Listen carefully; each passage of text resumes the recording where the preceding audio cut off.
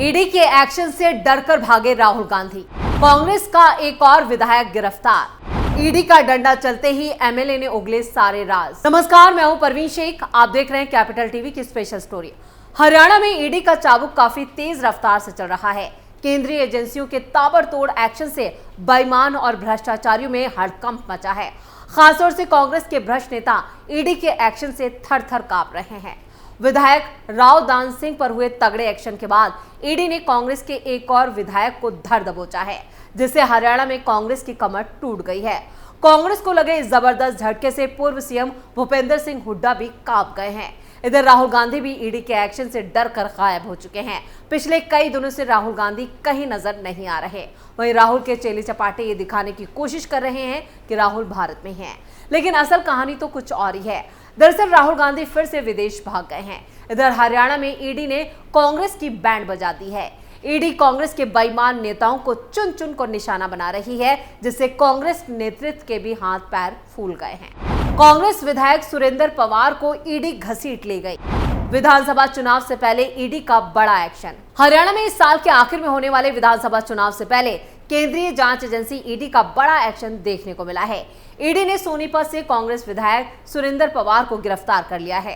खबरों के मुताबिक विधायक सुरेंद्र पवार के साथ साथ उनके बेटे को भी ईडी अपने साथ घसीट कर ले गई है।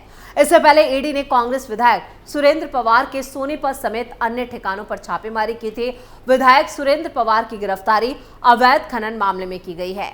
इस मामले में ईडी ने मनी लॉन्ड्रिंग के तहत केस दर्ज किया है। 20 ठिकानों पर ताबड़तोड़ छापेमारी। गौरतलब है कि एनफोर्समेंट डायरेक्टरेट यानी ईडी ने इसी साल जनवरी में अवैध खनन मामले को लेकर दर्जनों मनी लॉन्ड्रिंग के केस में सोनीपत कांग्रेस विधायक सुरेंद्र पवार और अन्य सहयोगियों और रिश्तेदारों के ठिकानों पर ताबड़तोड़ छापेमारी की थी। सोनीपत के साथ साथ यमुनानगर, फरीदाबाद, करनाल, चंडीगढ़ और मोहाली के 20 ठिकानों पर घंटों छापेमारी चली थी और इस दौरान कांग्रेस विधायक सुरेंद्र पवार के साथ साथ पूर्व आईएनएलडी एमएलए दिलबाग सिंह पर भी ईडी ने शिकंजा कसा था। सुरेंद्र पवार का पूर्व इनेलो विधायक दिलबाग सिंह के साथ कनेक्शन जोड़ने पर यह कार्रवाई की गई थी। छापेमारी के दौरान घर पर मौजूद थे पवार। सोनीपत में ईडी ने 20 जुलाई की सुबह ही धावा बोल दिया था। अचानक ईडी के इस एक्शन से हंगामा मच गया। आपको बता दें कि दोनों ही नेताओं ने सुरेंद्र पवार और दिलबाग सिंह और उनके सहयोगियों के ठिकानों पर ईडी की टीमें सुबह सुबह ही छापेमारी के लिए पहुंच गई थी। इन ठिकानों पर ईडी ने तलाशी लेते हुए तमाम दस्तावेज और रिकॉर्ड खंगाले थे। ईडी के रेड के दौरान कांग्रेस विधायक सुरेंद्र पवार सोनीपत में अपने घर पर ही मौजूद थे। छापेमारी के दौरान ईडी ने घर से किसी को भी अंदर से बाहर नहीं आने जाने दिया। सबके मोबाइल जब्त कर लिए गए थे, साथ ही बाहर सुरक्षा कर्मियों की तैनाती कर दी गई थी। कांग्रेस के इन विधायकों पर भी हो चुकी है ईडी की रेड। कांग्रेस के विधायकों पर लंबे वक्त से ईडी की नजर थी।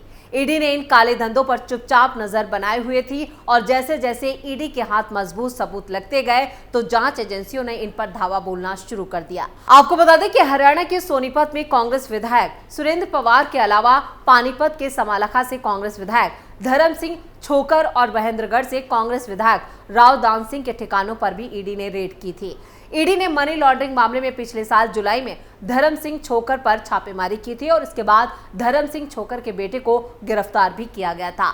इसके अलावा कांग्रेस विधायक राव दान सिंह पर भी अभी हाल ही में 18 जुलाई को ईडी की टीम ने छापेमारी की थी, जिसके बाद मनी लॉन्ड्रिंग मामले को लेकर राव के सभी ठिकानों को खंगालने की कार्रवाई की गई। टीम ने तमाम दस्तावेज भी खंगाले थे। वहीं ईडी की कार्रवाई के दौरान किसी को भी अंदर से बाहर आने जाने नहीं दिया गया। बाहर सुरक्षा कर्मियों की तैनाती की गई थी और इसके साथ ही टीम ने सभी के मोबाइल फोन जब्त कर लिए थे और कई रिकॉर्ड अपने साथ ले गई। पूर्व सीएम भूपेंद्र सिंह हुड्डा के करीबियों पर ईडी की दबिश। हरियाणा के महेंद्रगढ़ से कांग्रेस विधायक राव दान सिंह की गिनती पूर्व सीएम भूपेंद्र सिंह हुड्डा के करीबियों में होती है। राव दान सिंह हुड्डा के काफी ज्यादा करीबी माने जाते हैं। बताया जाता है कि करोड़ों रुपए के एक बैंक घोटाले के मामले को लेकर ईडी ने छापेमारी की कार्रवाई की थी। ईडी ने दिल्ली, गुरुग्राम, महेंद्रगढ़, बहादुरगढ़ समेत 15 से ज्यादा जगहों पर दबिश दी थी। 1300 करोड़ के बैंक घोटाले में हुई इस बड़ी छापेमारी की गूंज पूरे हरियाणा में सुनाई थी। महेंद्रगढ़ के विधायक राव दान सिंह और उनके परिवार और अन्य लोगों के खिलाफ ईडी की इस कार्रवाई से कांग्रेस को मिर्ची लगी। इस बैंक धोखाधड़ी की जांच का जिम्मा ईडी के साथ साथ सीबीआई को भी सौंपा गया है। आपको बता दें कि अलाइड स्ट्रिप्स लिमिटेड नाम की एक कंपनी है जो कि विधायक राव दान सिंह और उनके परिवार से जुड़ी हुई है। यह कंपनी स्टील रोल उत्पादों का निर्माण करती है और इस कंपनी पर 1392 करोड़ रुपए के बैंक कर्ज धोखाधड़ी के मामले में शामिल होने का आरोप है और इस लोन को कभी वापस ही नहीं लौटाया गया। बाद में इस कर्ज को बट्टे खाते में डाल दिया गया। सीबीआई ने फिर इस मामले में कंपनी और उसके प्रमोटर्स मोहिंदर अग्रवाल और गौरव अग्रवाल समेत कई लोगों के खिलाफ केस दर्ज किया था। बाद में ईडी ने इस मामले में अलग से पीएमएलए के तहत एफआईआर दर्ज कर जांच शुरू की थी। सूत्रों के मुताबिक जिन लोगों के ठिकानों पर तलाशी ली गई उनमें महेंद्रगढ़ से 65 साल के विधायक राव दान सिंह और उनका बेटा Akshay Singh, allied strip limited company और उसके प्रमोटर्स मोहिंदर अग्रवाल, गौरव अग्रवाल और दूसरे लोग शामिल हैं। गौरतलब है कि राव दान सिंह को भूपेंद्र सिंह हुड्डा का काफी करीबी भी माना जाता है और वो उनके साथ उठते बैठते हैं। कांग्रेस ने उन्हें लोकसभा चुनाव 2024 के दौरान भिवानी सीट से टिकट भी दिया था, लेकिन तब उन्हें बीजेपी के उम्मीदवार धर्मवीर सिंह ने हरा दिया था। वहीं उनको टिकट दिए जाने को लेकर कांग्रेस में काफी कलह भी हुआ था। राव दान सिंह हरियाणा के बड़े शिक्षा संस्थान के मालिक भी हैं, यानी करोड़ों की संपत्ति इनके नाम पर है। हरियाणा में इस साल विधानसभा चुनाव होने वाले हैं, जिसके लिए सभी दलों ने अपनी कमर कस ली है। इस बार मुकाबले में कांग्रेस खुद को मजबूत होने का दावा भी कर रही है, लेकिन विधायक राव दान सिंह के जरिए किए गए बैंक धोखाधड़ी का मुद्दा गरमा सकता है। इसके साथ ही सुरेंद्र पवार की गिरफ्तारी को लेकर भी बीजेपी इसे बड़ा मुद्दा बनाएगी और इसे अभी से भुनाने की कोशिश में जुट चुकी है और भ्रष्टाचार के आरोपों पर कांग्रेस को घेरना शुरू कर दिया है। ऊपर से लोकसभा चुनाव हारने के बाद भी महेंद्रगढ़ सीट से राव दान सिंह की दावेदारी मजबूत नजर आ रही है। अगर महेंद्रगढ़ से राव दान सिंह चुनाव लड़ते हैं तो इससे हरियाणा में कांग्रेस की मुश्किलें बढ़ सकती हैं। महेंद्रगढ़ से 4 बार के एमएलए राव दान सिंह पूर्व मुख्यमंत्री भूपेंद्र सिंह हुड्डा के सबसे ज्यादा करीबियों में गिने जाते हैं। इसका अंदाजा इसी बात से लगाया जा सकता है कि जब राहुल गांधी की भारत जोड़ो यात्रा ने हरियाणा में एंट्री की थी, तब पूर्व सीएम हुड्डा ने इस यात्रा की पूरी कमान राव दान सिंह को सौंपी थी। राव दान सिंह तत्कालीन हुड्डा सरकार में काफी हैवीवेट मंत्रालय में सीपीएस भी रह चुके हैं। उनके बेटे अक्षत राव हरियाणा में युवा कांग्रेस के प्रदेश अध्यक्ष रह चुके हैं। अक्षत राव बीजेपी के सीनियर नेता और पूर्व कैबिनेट मंत्री राव नरबीर सिंह के दामाद भी हैं। राजनीतिक लोगों की माने तो 2019 के विधानसभा चुनाव से पहले अक्षत का नाम आदर्श क्रेडिट कोऑपरेटिव सोसाइटी घोटाले में आने के बाद ही सिटिंग एमएलए होने के बावजूद राव नरबीर सिंह की गुरुग्राम के बादशाहपुर सीट से बीजेपी की टिकट कट गई थी। हालांकि उनके पिता राव दान सिंह ने महेंद्रगढ़ से कांग्रेस की टिकट पर चुनाव लड़ा और जीत भी गए। अब ईडी ने जिस तरह से 1300 करोड़ की धोखाधड़ी का मामला उठाया, उसके बाद राहुल गांधी और सोनिया गांधी तक फंसते नजर आ रहे हैं। विपक्ष की आवाज दबा रही है सरकार। कांग्रेस विधायक सुरेंद्र पवार की गिरफ्तारी पर कांग्रेस ने नाराजगी जताई है और इसे तानाशाही करार दिया है। ईडी के इस एक्शन से हरियाणा का सियासी पारा काफी गर्म है, तो कांग्रेस नेताओं में काफी डर भी देखा जा रहा है। सुरेंद्र पवार और यमुनानगर के पूर्व विधायक दिलबाग सिंह के घरों में हुई छापेमारी पर कांग्रेस की बौखलाहट सामने आई है। कांग्रेस नेता की गिरफ्तारी को लेकर रोहतक सांसद दीपेंद्र सिंह हुड्डा का बयान भी सामने आया है।